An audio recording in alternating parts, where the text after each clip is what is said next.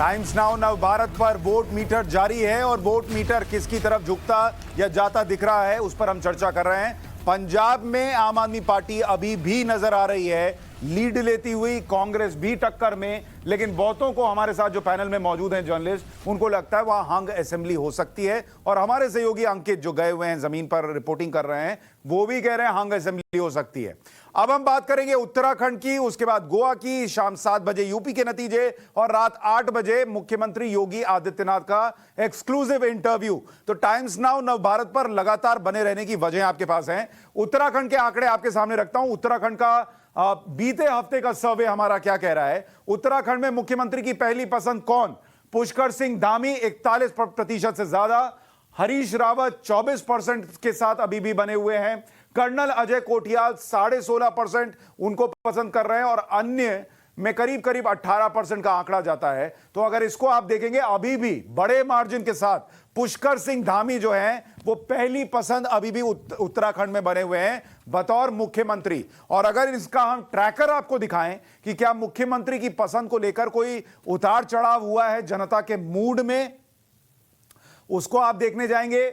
पुष्कर सिंह धामी पहले 40% की पसंद थे, फिर 42 हुआ यह आंकड़ा, फिर 43 हुआ और अब घटकर 41% हुआ है। बहुत मार्जिनल 1-2%, 1.5% की कटौती है। अगर हरीश रावत के लिए देखिएगा तो 25-23, 22-24, कर्नल अजय कोठियाल के लिए 19% के आसपास झूल रहे थे, अब 17% पर झूल रहे हैं और अन्य के लिए भी आंकड़ा कोई बहुत ज्यादा इधर उधर वाला दिख नहीं रहा। तो मुख्यमंत्री की पहली पसंद अभी भी पुष्कर सिंह धामी और उसमें बहुत उलटफेर नहीं दिख रहा बीते हफ्ते की अगर बात करें तो। कांग्रेस में सीएम पद का सबसे भरोसेमंद चेहरा कौन? कांग्रेस में अगर ढूंढने जाइएगा तो हरीश रावत निकलते हैं। 62%, 62.5% कह रहे हैं हरीश रावत जो है वो पहली पसंद है। प्रीतम सिंह को करीब 29% लोग, 28.5% लोग कह रहे हैं। यशपाल आर्य को करीब 2% लोग कह रहे हैं कि भाई वो मुख्यमंत्री की पसंद है। गणेश गोदियाल को 6-6.5% लोग कह रहे हैं कि वो पसंद है। तो कांग्रेस के अंदर हरीश रावत क्लियर मेजॉरिटी के साथ नजर आते हैं। बीजेपी में कोई और हो सकता है क्या? तो बीजेपी में पुष्कर सिंह धामी 78% से ज्यादा का वोट शेयर ले रहे हैं पहली पसंद मुख्यमंत्री के तौर पर। अनिल बलूनी साहब 11.5%, तो चेहरा उनका जो मायूस वाला लगा हुआ है वो ठीक लगा हुआ है, मायूस ही उनको होना चाहिए। त्रिवेंद्र सिंह रावत 6.22%, ये कम में भी मुस्कुरा रहे हैं क्योंकि मुख्यमंत्री रह चुके हैं। और सतपाल महाराज 1.64%। तो पुष्कर सिंह धामी के सामने कोई नामी नाम भी नहीं चल रहा, यह नजर आ रहा है। उत्तराखंड में अगर आप देखेंगे बीजेपी के सीएम पद का सबसे पसंदीदा चेहरा पुष्कर धामी, उत्तराखंड में सबसे पसंदीदा चेहरा मुख्यमंत्री के तौर पर पुष्कर सिंह धामी। संजीव श्रीवास्तव जी, पुष्कर धामी अभी भी बढ़त बनाए हुए हैं और इतना तेज भाग रहे हैं 5th गियर 6th गियर में कि पीछे से कोई आ ही नहीं पा रहा है। भाई पुष्कर सिंह धामी के साथ जो प्लस पॉइंट है वो यही है कि वो एक नया चेहरा है, एक ताजी हवा का झोंका है, उनके अगेंस्ट कुछ खास बात नहीं है, यूथफुल है। तो और बीजेपी के अंदर एक खास बात है, बीजेपी में जो हटाए गए नेता है, मुख्यमंत्री हैं, वो भी बाय एंड लार्ज सेटल हो जाते हैं, पार्टी लाइन पे आ जाते हैं चुनाव होते होते। तो उस तरह की वहां पे असंतोष बाय एंड लार्ज दिखता। और ये नया चेहरा फेंका, एंटी इनकम्बेंसी बीजेपी खत्म हो इसकी। तो पुष्कर सिंह धामी अगेन जो आपके आंकड़े हैं उसका कारण समझ में आता है कि यूथफुल है, कुछ खिलाफ के अंदर ज्यादा बातें नहीं है क्योंकि कोई लंबा चौड़ा ट्रैक रिकॉर्ड ही नहीं है सरकार में या पदों पे रहने का, और बाकी सबके मुकाबले ताजगी वाला चेहरा है। तो आशुतोष जी, पुष्कर सिंह धामी जिस भी गाड़ी से, ऑडी से भाग रहे हो, BMW से भाग रहे हो 6th गियर में, उन्होंने थोड़ी देर रोककर गाड़ी हरक सिंह रावत को उतार भी दिया, फिर भी कोई आगे नहीं निकल पाया। सर आपका ऑडियो नहीं आ रहा। सॉरी, अभी 2-3 दिन पहले की बात है, त्रिवेंद्र सिंह रावत ने जेपी नड्डा को चिट्ठी लिखकर कहा है कि मैं अभी चुनाव नहीं लड़ना चाहता। तो ऐसा नहीं कि बीजेपी के अंदर वो कसमसाहट नहीं, कसमसाहट है। 4-4.5 साल के मंत्री हैं, मुख्यमंत्री रह चुके हैं। लेकिन एक चीज ये स्पष्ट नजर आ रही है कि चाहे पंजाब हो चाहे उत्तराखंड, दोनों जगह जो मुख्यमंत्रियों को बदलने का फैसला है वो दोनों पार्टियों को कम से कम फायदे की स्थिति में लाने की कोशिश है उसमें। और पुष्कर सिंह धामी, जो मैं संजीव की राय से सहमत हूं कि वो यूथफुल नजर आते हैं, बहुत मुस्कुराता हुआ उनका चेहरा नजर आता है, किसी तरीके का क्लेश उनके साथ जुड़ा हुआ नहीं है, और भारतीय जनता पार्टी का जो स्वाभाविक सोशल बेस है वो उनको ट्रांसफर हो रहा है, उसमें उनका यूथफुलनेस एनर्जी जो है वो उनको थोड़ा आगे लेके चलती है। जहां तक अभी आप देख रहे हैं हरीश रावत की बात, तो हरीश रावत तक को मुझे लगता है थोड़ा सा आपका सर्वे अंडर एस्टिमेट कर रहा है।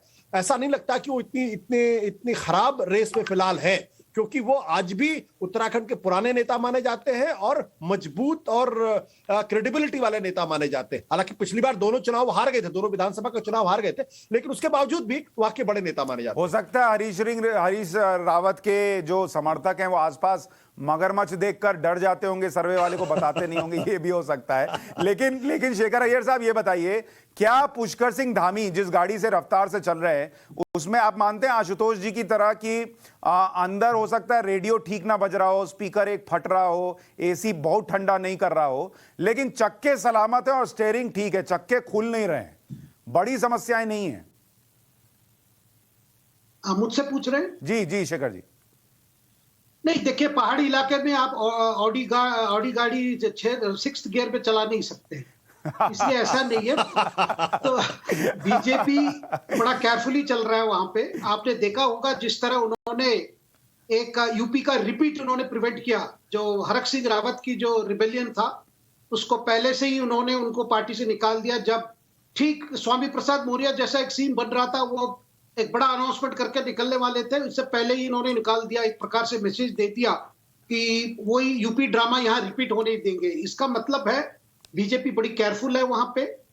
अभी तक जो पुष्कर सिंह धामी के जो फेवर में जो जा रहा है वो ठीक बोल रहे हैं। इश्यूज बीजेपी ने आइडेंटिफाई किया है, उस इश्यूज पर ये बोल रहे हैं, और दूसरी सबको साथ लेने की कोशिश कर रहे हैं, वो बड़ा फैक्टर है, क्योंकि बीजेपी वैसे उत्तराखंड में कई फैक्शंस हैं, उन फैक्शंस को बैलेंस करके जो अभी तक चल रहे हैं, उसका मतलब है सबको लग रहा है कि एक प्रकार से एक कॉन्सेंसस कैंडिडेट के रूप में बीजेपी के अंदर वो इमर्ज हो चुके हैं। ठीक है, यानी क्रिकेट में भले उनका हाथ डैमेज हो जाए, लेकिन पॉलिटिक्स में वो रन भी बढ़िया बना रहे हैं, सिंगल्स डबल्स भी खेल रहे हैं और स्ट्राइक भी रोटेट कर ले रहे हैं और फ्लिक भी कर रहे हैं, तो सब बढ़िया चल रहा है, वहां बल्ला चल रहा है उनका। जल्दी से आंकड़े देखते हैं कि अगर उत्तराखंड का इलेक्शन। जी क्या कह रहे हैं सर आप?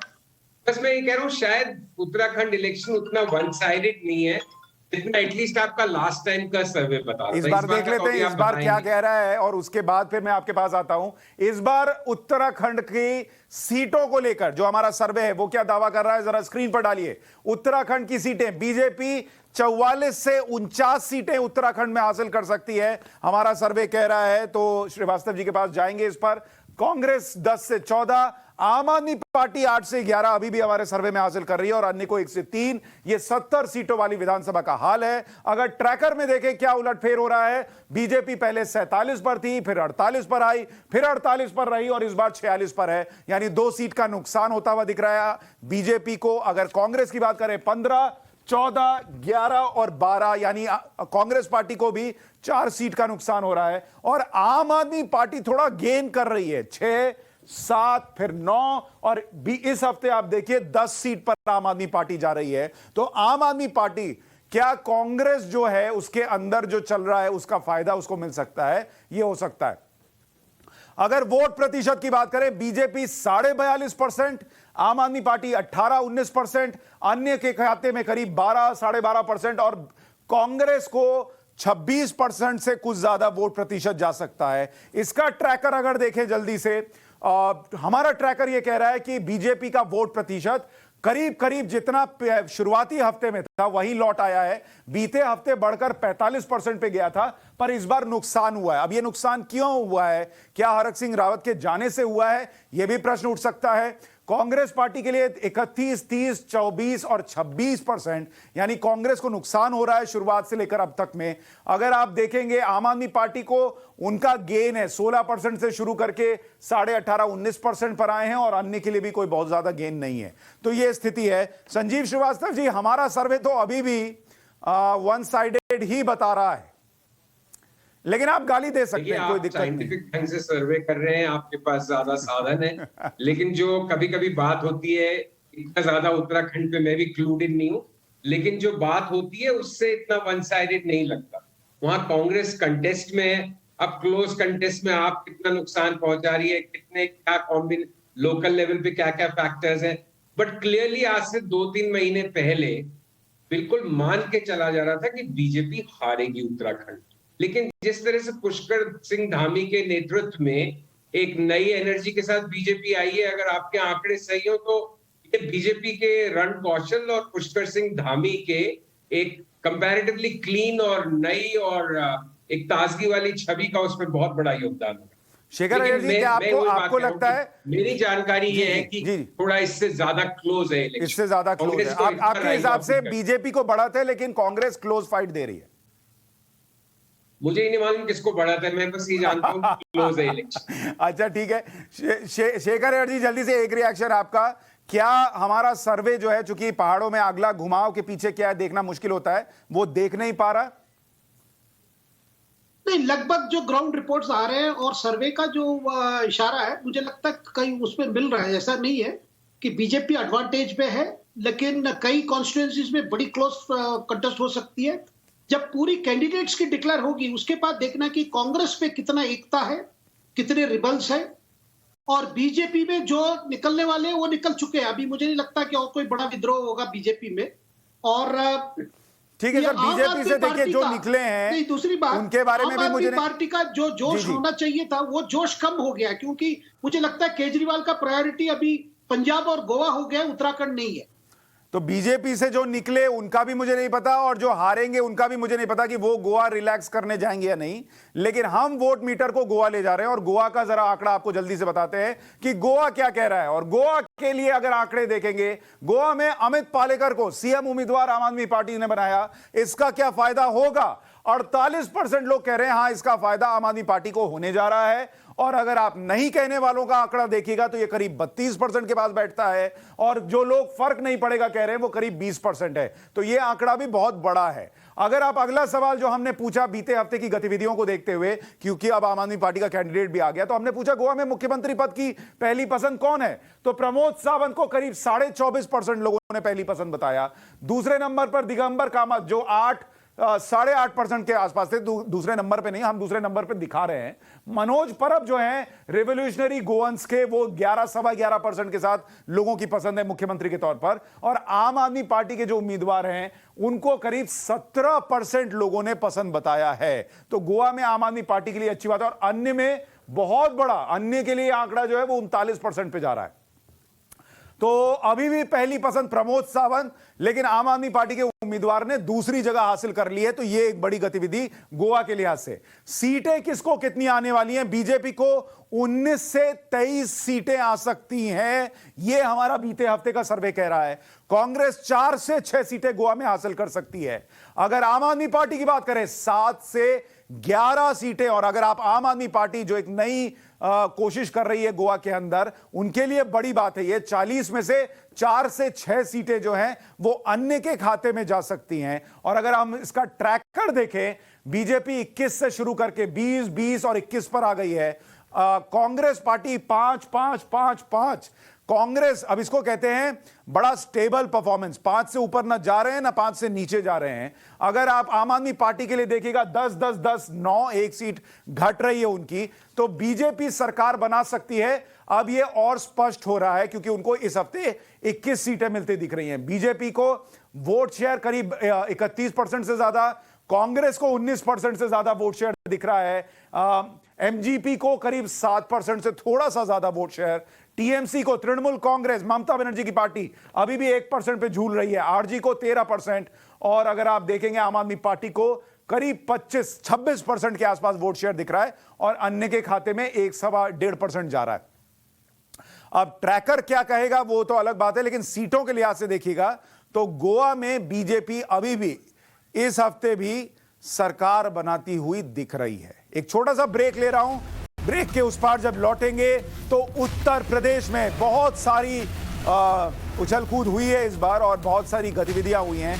उत्तर प्रदेश के आंकड़े क्या कह रहे हैं, मुख्यमंत्री योगी आदित्यनाथ उन आंकड़ों पर क्या कह रहे हैं, आपको बताएंगे। वोट मीटर जारी।